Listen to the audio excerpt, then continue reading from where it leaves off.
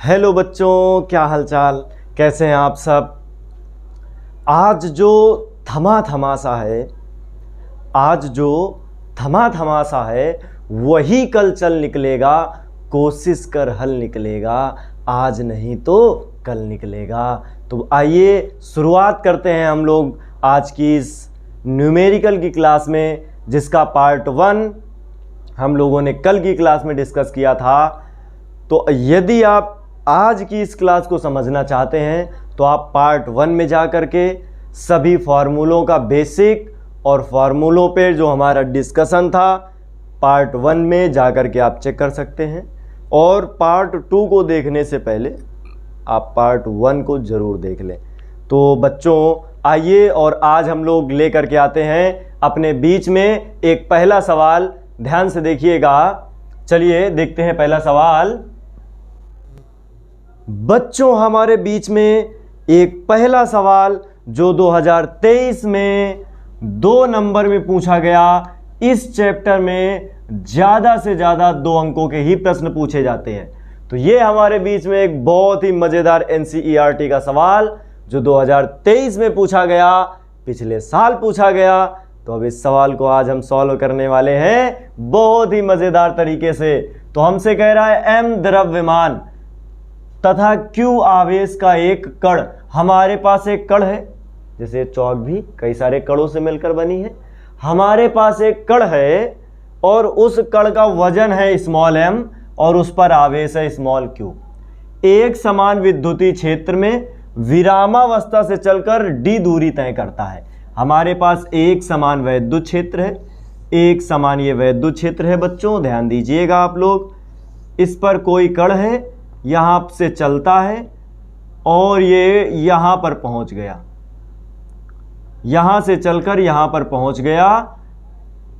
अब इस कण ने जो दूरी तय करी वो d दूरी तय करी, और इस कण के पास जो वजन है बच्चों, कण के पास जो वजन है वो m है। और हमने मान लिया कि इसका कण का जो वेग है वो जब यहाँ पर चला तो इसका वेग, अंतिम वेग कितना बन गया, v बन गया। इसके बाद हमसे कह रहा है सिद्ध कीजिए कण द्वारा अर्जित वेग v बराबर, जो हमारा वेग होगा v बराबर 2qEd/m इन रूट के अंदर इतना सब होगा। कण द्वारा अर्जित वेग हमारा इतना होगा। तो बड़ा सरल सवाल है, इसमें टेंशन लेने की कोई बात है नहीं, सवाल करने से ही होता है। और बेटा बाबा रामदेव भी कहते हैं करने से होता है। तो आइए करते हैं इस सवाल को। तो हमारे पास m द्रव्यमान है, q आवेश है। जब भी कोई चार्ज पार्टिकल, कोई आवेशित कण चुंबकीय क्षेत्र में होता है तो उस पर एक बल लगता है, F बराबर QE। उस पर आवेश है Q और वैद्युत क्षेत्र हमने मान लिया E। तो हमारे पास बल की वैल्यू निकल आई QE। ये कहीं पर अगर यूज में आएगी तो हम लगाएंगे, और बेटा आएगी जरूर। जब कभी भी गति होती है, जब कहीं भी गति होती है, और आप लोगों को मैं बता दूं वैद्युत क्षेत्र में जब भी कोई कण गति करता है तो उसकी जो गति होती है वो त्वरित गति होती है। त्वरित गति का मतलब होता है कि उसकी वेलोसिटी में, वेग में चेंज आता है। और वेलोसिटी या वेग में कभी भी चेंज आता है, ऐसी जगह पर हम प्रयोग में लाते हैं गति के समीकरण। अब सवाल ये होता है कि यहाँ पर हम कौन सा गति का समीकरण लगाएं। यहाँ पर हमारे पास विस्थापन है। गति के 3 समीकरण होते हैं, v बराबर u + at। इसमें विस्थापन नहीं आता है, नहीं लगा सकते हैं। s बराबर ut + ½ at²। समय की कोई बात नहीं की गई है, ये भी नहीं लग सकता है। एक हमारे पास और होता है, शायद आप लोगों ने पढ़ा हो, v² बराबर u² + 2as। इसमें समय नहीं आया है, बाकी सारी चीजें आई हैं। तो गति के त्रुटि समीकरण से हम लोग देखेंगे, यहां पर गति के त्रुटि समीकरण से। और गति का जो तीसरा समीकरण होता है वो होता है v² बराबर u² + 2as। अब वैल्यू हम लोग नोट कर लेते हैं। क्या क्या भाई, क्या इसमें कुछ दे रहा है? कह रहा है एक वैद्युत क्षेत्र में विरामावस्था से स्टार्टिंग में जो उसकी वेलोसिटी है वो है 0, और लास्ट में उसकी वेलोसिटी कितनी हो गई, v हो गई।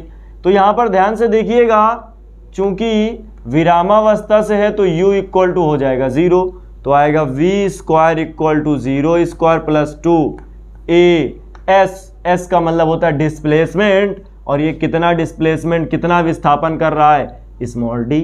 तो बच्चों यहाँ पर हम रख देंगे स्मॉल d। अब देखिए v square equal to 2ad, चूंकि जो त्वरण होता है, अब हम लोगों ने तो पढ़ा हुआ है बल का फार्मूला, दुनिया में सबसे शक्तिशाली, दुनिया में सबसे शक्तिशाली माँ होती है, सबसे बलशाली माँ होती है। तो बेटा बल का फॉर्मूला भी होता है F बराबर माँ ma। जब कभी भी हम त्वरण की बात करते हैं A बराबर F अपॉन m, F की वैल्यू वहां से निकाल लेंगे तो F बराबर आ जाएगा A equal to QE upon में स्मॉल m, पुट कर देंगे ये वैल्यू यहाँ उठा करके, तो आएगा v square equal to 2a की जगह पर आ जाएगा QE अपॉन m अपॉन और मल्टीप्लाई में d, स्क्वायर हटाएंगे रूट लगा देंगे, तो v square equal to root के अंदर 2QED अपॉन m। लो भैया 2 नंबर का सवाल प्रूव्ड। भैया न्यूमेरिकल कोई बच नहीं पाएगा, लेकिन एक बात हमेशा याद रखना बेटा, दुनिया में सबसे बलशाली माँ होती है। चलिए आइए देखते हैं अगला सवाल। बच्चों अब हमारे पास आया है दूसरा सवाल, और ये दूसरा सवाल क्या कमाल का सवाल है। हमसे कह रहा है एक अनंत रेखीय आवेश। अनंत रेखीय आवेश का मतलब है कि एक रेखा है जिसकी लंबाई है अनंत, और इस पर है आवेश, कुछ इस तरह से आवेश है इस पर। क्या आपको दिख रहा है ये? तो बच्चों आगे देखेंगे। कह रहा है 2 मीटर की दूरी पर, इससे 2 मीटर की डिस्टेंस पर हम आ गए, 2 मीटर की डिस्टेंस पर हमसे कह रहा है 4.5 4.5, इसको 4.5 भी बोलते हैं। तो 4.5 इंटू 10 की पावर 4 न्यूटन प्रति कूलाम का वैद्युत क्षेत्र उत्पन्न करता है। यहां पर जो वैद्युत क्षेत्र बनता है वो 4.5 गुणे 10 की घात 4 न्यूटन प्रति कूलाम का बनता है। हमसे कह रहा है रेखीय आवेश घनत्व ज्ञात कीजिए, रेखीय आवेश घनत्व ज्ञात कीजिए। जब हम लोगों ने गॉसियन थ्योरम पढ़ी थी, उस थ्योरम में हम लोगों ने एक अनंत लंबाई के कारण r दूरी पर वैद्युत क्षेत्र निकाला था। पार्ट 1 में जाके देखो ना भाई, चलो देखो इधर इसका सॉल्यूशन। सबसे पहले जो हमको दिया है, ये हमारे जीवन का भी नियम है कि ऊपर वाले ने हमको क्या क्या दिया है उसका अरेंजमेंट कर लो, उसके बाद तुम उसकी सहायता से क्या प्राप्त कर सकते हो उसके बारे में सोचो। हालांकि सवाल में हम ये करके भी दिखाते हैं कि हमें क्या प्राप्त करना है। तो हमारे पास एक अनंत रेखीय आवेश के कारण 2 मीटर की दूरी पर, यानी स्मॉल r की वैल्यू हमको दे रहा है 2.0 को हम 2 केवल लिख सकते हैं 2 मीटर, और हमें वैद्युत क्षेत्र दे रहा है, E की वैल्यू दे रहा है, कितनी दे रहा है 4.5 इंटू 10 की पावर 4। 2022 में 2 नंबर में ये सवाल पूछा गया, NCERT सवाल। न्यूटन प्रति कूलाम ये होता है तीव्रता का मात्रक। कह रहा है हमसे रेखीय आवेश घनत्व, तो लैम्डा की वैल्यू बताओ कितनी होगी। E का फॉर्मूला अगर आपको कभी आपने पढ़ा हो, याद हो, तो बच्चों आज यहाँ पर हम लोग उसका मज़ा लेंगे, और मज़ा लेते लेते कैसे सॉल्व करेंगे। इसका फॉर्मूला होता है 1/4 pi epsilon not 2 lambda upon r equal to E। अब इक्वल E उधर लिखो या इधर लिखो, कोई प्रॉब्लम नहीं है। अब हम ये सब वैल्यू को उधर भेजना चाहते हैं, लेकिन उससे पहले हम वैल्यू रखना चाहते हैं। वैल्यू को रखेंगे तो ये थोड़ा सा आसान हो जाएगा बच्चों। तो यहाँ पर हम वैल्यू रख देते हैं 1/4 पाई एप्सिलॉन नॉट की वैल्यू होती है 9 गुणे 10 की घात 9। 2 भी रख देंगे, लैम्डा हमें निकालना है, इसको ऐसे ही रखेंगे। अपॉन में स्मॉल r की वैल्यू दी गई है 2 इक्वल टू E की वैल्यू हमको दे रहा है 4.5 इंटू 10 टू पावर 4। बच्चों बहुत आसानी से 2 से 2 कैंसिल, ये गुणे में है बटे में जाएगा, दशमलव हटाएंगे, नीचे एक 0 बढ़ाएंगे। कैलकुलेशन बड़ा आसान होता है, लेकिन आपको करना नहीं आता है तब तक ये मुश्किल है।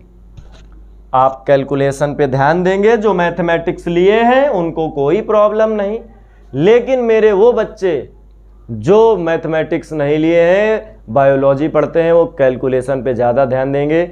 न्यूमेरिकल को पढ़ना, रीड करना और फॉर्मूला लगा देना, उसके बाद कैलकुलेशन ना कर पाना, ये एक जटिल समस्या है। तो कैलकुलेशन पे हम ध्यान देंगे। लैम्डा की वैल्यू हमको निकालनी है तो लैम्डा को बचा लेंगे, बाकी सबको भेज देंगे। जो नीचे है वो ऊपर जाएगा, हालांकि नीचे कुछ बचा नहीं है, ऊपर बचा है वो नीचे जाएगा, यानी बटे में जाएगा। तो हमारे पास है 45 गुणे 10 की घात 4, बटे में है हमारे पास 10, ये हमारा गुणे में था, बटे में चला जाएगा 9 गुणे 10 की घात 9। बेटा 9 पना 45। अब कुछ लोग कह रहे होंगे 5 से 10 को काट दो, ये गलतियां ना करना। लैम्डा बराबर 5 इंटू 10 की पावर 4, ये माइनस की 9 और ये 1 हमारे पास, तो हो गई माइनस की 10, ऊपर जाएगी माइनस की 10। लैम्डा इक्वल टू 10 में से 4 चला जाएगा, आएगा 10 की पावर माइनस 6। और लैम्डा की जो वैल्यू होती है, उसका जो मात्रक होता है, वो बच्चों आप लोगों को मालूम होना चाहिए, कूलाम पर मीटर, क्योंकि इसका फॉर्मूला हमने बताया हुआ है।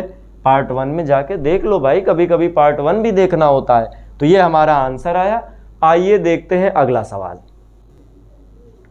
तो बच्चों हमारे बीच में एक और सवाल, और बड़ा जानदार सवाल, शानदार सवाल, और एक से बढ़ के एक सवाल हम लोग लगातार पेश करते जा रहे हैं। तो हम सॉल्यूशन में आते हैं और सबसे पहला काम हम लोग इसकी यूनिट निकालते हैं। क्या क्या हमको सवाल में दिया गया है, सवाल करने से ज्यादा इंपॉर्टेंट है सवाल को समझना। तो हमें क्या क्या दे रहा है इसमें, आइए और देखते हैं। तो कह रहा है एक अनंत लंबाई के एक समान आवेशी सीधे तार का रैखिक आवेश घनत्व। एक हमारे पास चालक तार है अनंत लंबाई का, और अनंत लंबाई बहुत लंबी होती है बेटा, इधर डॉट डॉट डॉट लगा के हम लिख नहीं सकते। इससे हमसे कह रहा है इसका जो आवेश घनत्व है, भैया रेखीय आवेश घनत्व को कहते हैं लैम्डा, और लैम्डा की वैल्यू हमको दे रहा है। फिर हमसे कह रहा है तार से 2 सेंटीमीटर, तार से 2 सेंटीमीटर दूर इस बिंदु पर बताओ जरा कितना विद्युत क्षेत्र है। तो सवाल समझ में आया क्या? हमारे पास एक अनंत लंबाई का सीधा धारावाही चालक है, जिससे 2 सेंटीमीटर पर हमसे कह रहा है विद्युत क्षेत्र की तीव्रता बताओ, और इसका आवेश घनत्व दे रहा है। चलिए फार्मूला लगाते हैं और आंसर 2 नंबर में बेटा तुमसे बहुत बड़ा सवाल नहीं पूछ लेगा। 2019-2020 में 2 वर्षों में लगातार ये पूछा गया है, हो सकता है 2024 में भी मिल जाए। तो भैया ये आप लोगों के लिए बेस्ट ऑफ लक होएगा। तो चलिए देखते हैं एक अनंत लंबाई के एक समान रूप से सीधे तार का रैखिक आवेश घनत्व। तो रैखिक आवेश घनत्व यानी लैम्डा बराबर हमको दे रहा है 10 इंटू 10 की पावर माइनस 8 कूलाम पर मीटर।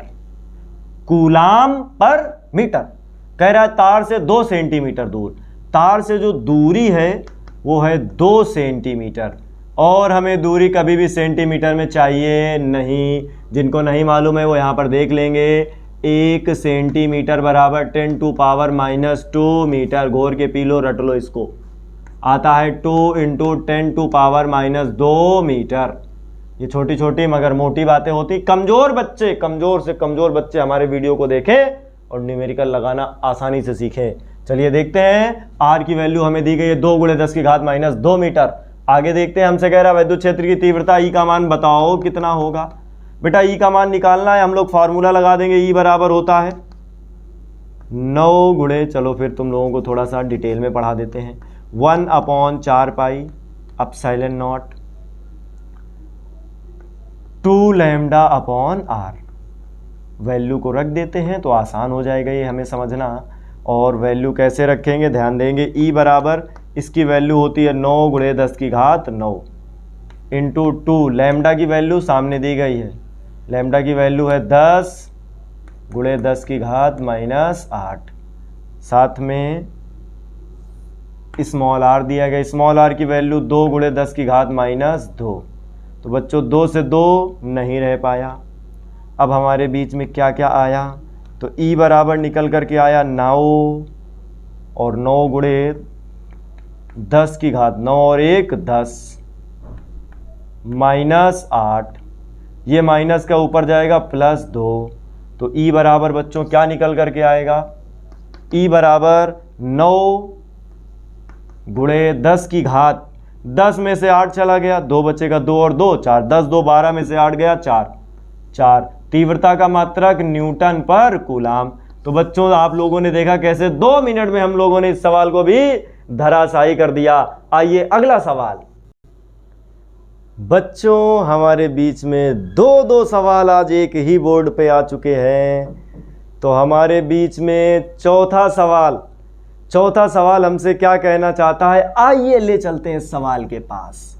कह रहा है उस वैद्युत क्षेत्र की तीव्रता ज्ञात कीजिए। हमें वैद्युत क्षेत्र की तीव्रता ज्ञात करनी है जो 0.001 मिलीग्राम, बहुत ही कम वजन द्रव्यमान की तेल की बूंद जिस पर 3 इलेक्ट्रॉनिक आवेश है को संतुलित कर सके। तो पहले सवाल का मतलब समझते हैं। आप लोगों ने तेल की बूंद को देखा होगा, जब कभी भी हम उसको कहीं पर रखते हैं तो रखते ही वो फैल जाती है।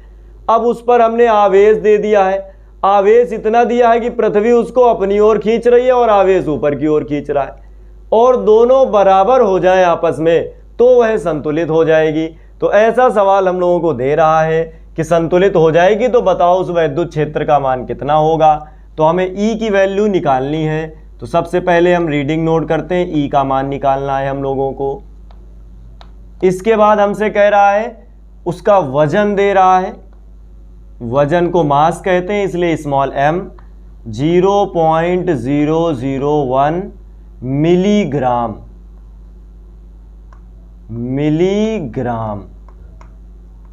तो बच्चों अगर आप ऐसे सवालों को सॉल्व करना चाहते हैं, आप चाहते हैं कि ऐसे सवालों को आसानी से लगाएं, तो आपको मैं एक फंडा बता रहा हूं, एक तरीका बता रहा हूं, यहां पर समझने का प्रयास करिएगा। आप उसको समझने का प्रयास ये है कि कभी भी आपको मिल जाए मिली, माइक्रो,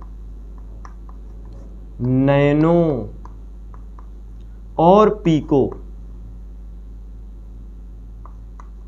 इनके आगे मीटर लगा हो, कूलाम लगा हो, माइक्रो जो भी लगा हो, उसको हम चेंज करके लेकर के आएंगे। सपोज दैट कूलाम की बात कर लेते हैं। ये अगर हमें दिया गया है कूलाम में, यही यूनिटें आपको, यही छोटे छोटे मात्रक आपको फिजिक्स में दिए जाएंगे, और इनको चेंज करने के लिए 10 का पहाड़ा पढ़ते हैं, -3, -6, -9, -12 और इनमें लगा देते हैं कूलाम। तो इनको चेंज करना कितना आसान है, 3, 6, 9, 12 वो भी माइनस का। तो मिली वाले में आता है 10 की घात -3। तो यहाँ पर देखिए मिलीग्राम को हम ग्राम में बदलेंगे, ग्राम को फिर हम किलोग्राम में बदलेंगे। तो बहुत सारा इसमें बदलने को हमें कुछ दिया गया है। तो चलिए चेंज करते हैं इसको। तो m बराबर दशमलव हटाएंगे 1/10⁻3। मिलीग्राम को ग्राम में बदलेंगे तो आएगा 10 की घात -3। अब ये किस में बदल जाएगा, ग्राम में। ग्राम को किलोग्राम में बदलना है। अब किलोग्राम में बदलने के लिए क्या करते हैं, 10⁻³ का फिर से मल्टीप्लाई कराएंगे।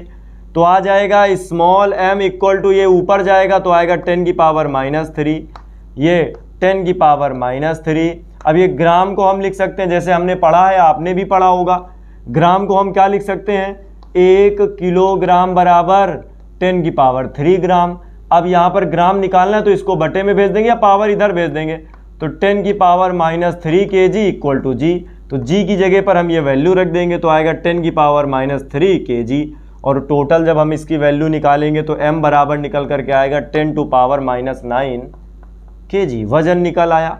इसके बाद हमसे कह रहा है इस पर आवेश 3 इलेक्ट्रॉनिक आवेश है, यानी इस पर जो आवेश है Q वो 3 इलेक्ट्रॉनों के बराबर है। नंबर्स ऑफ इलेक्ट्रॉन n की वैल्यू हमको दे रहा है, n की वैल्यू ध्यान दीजिएगा, n की वैल्यू है 3 और वो भी इलेक्ट्रॉनों के बराबर। तो 3e तो आ जाएगा 3 × 1.6 × 10⁻⁹ कूलाम। ये चार्ज हमको मिल गया। कह रहा है को संतुलित कर सके। अगर इसे संतुलित कराना है तो वैद्युत क्षेत्र की तीव्रता हम सब जानते हैं कितनी होती है, तीव्रता E बराबर F/Q। F की वैल्यू क्या हो जाएगी, mg, क्योंकि दोनों बल इक्वल होंगे। mg/Q की वैल्यू Q रहेगी। वैल्यू को सेटअप कर देंगे तो E बराबर निकल करके आएगा, m की वैल्यू हमारे पास 10⁻⁹, g की वैल्यू होती है 9.8। आप 10 भी प्रयोग में ले सकते हैं। अपॉन में Q की वैल्यू हम लोगों को दे रहा है 1.6 इंटू 3। अब इसको हम लोग डिवाइड करेंगे और काटेंगे, दशमलव से दशमलव कैंसिल कर दिया, यहाँ पर निकल करके आएगा। ध्यान से देखेंगे, इसको थोड़ा सा सॉल्व करेंगे तो बच्चों देख रहे हैं हम लोग E बराबर क्या निकल करके आ जाएगा। E बराबर 9.8, दशमलव से दशमलव कैंसिल हो गया 98, अपॉन में 16 तिहाई 48 गुणे 10 की घात -9।